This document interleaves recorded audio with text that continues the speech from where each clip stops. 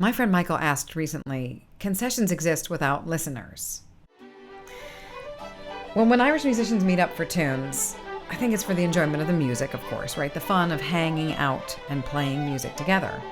And like with other social events, there's no script. You never know what music or what conversations might come up.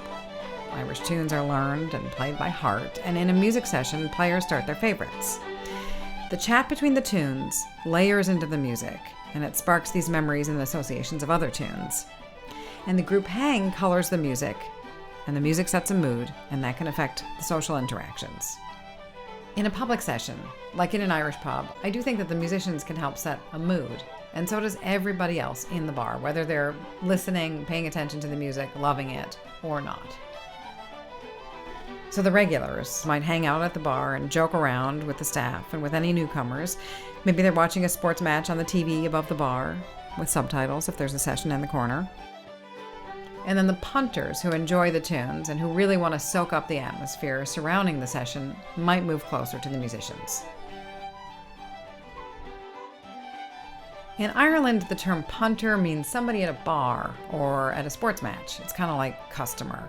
And then some people like to use the term punters for people who are into Irish music fans who don't play music. But I kind of think in an Irish session, even the people who aren't big-time Irish music fans end up being kind of part of the Irish music session. Everybody in the bar, unless it's like a super huge space, ends up being kind of part of the overall atmosphere and mood. Sometimes it's jolly. Sometimes it's just so hard to hear yourself over the din of all the people yelling. But without public places to play, there wouldn't be places for newer people to go and listen and learn and meet people and sit in. And seasoned musicians meeting up in houses to play music, they wouldn't really be plugging in to see what tunes and what trends are on because they'd just be getting together with people they already know and have invited. This would slow the spread of Irish traditional music. By containing it more, it wouldn't mutate as much. It wouldn't live in quite the same way. When you have music in the community, when you have public sessions and concerts in public spaces, Irish music gets around. Tunes come in and out of fashion, new compositions catch on, or someone starts playing an old tune in a new way, or in an older way, and more people start playing the pipes or the banjo, and the balance of instruments shifts a bit, which can influence repertoire and rhythmic style for everybody. And then people who've met in sessions start up bands who record and who perform in public spaces.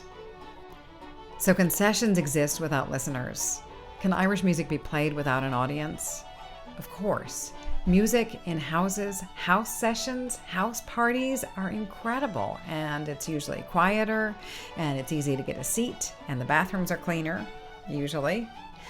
It can be a really wonderful experience to play with people in a private setting. The music can be just wonderful, especially if you're getting together with friends who have put in a lot of time into listening and into learning tunes, and who have probably been to Ireland, and have probably been to summer music camps, and have probably been to public sessions. But the public session is where you might meet those friends in the first place. And without public places to play, the scene probably wouldn't change and grow as much. It wouldn't live in the same way. The term punter was originally used as a betting term. It came from the old Irish currency, the punt. And so if I were a gambling person, I'd wager that without public sessions, enthusiasm for playing together might wane. As great as it is to play tunes with friends, we're all really busy. A lot of us have families or crazy jobs, so sessions at the house can be tough on school and work nights. And even though the yelling man at the bar can be annoying when you're trying to enjoy that great Paddy Fahey tune with two fiddles, some of the regular listeners who turn up can add so much warmth and currency to a night of tunes. Just being there, offering support and listening with us, being part of the hang, telling jokes, it's so valuable. To stack the odds in everybody's favor, I'd say we keep listening, whether we're playing an instrument or playing the ponies. It's all of value.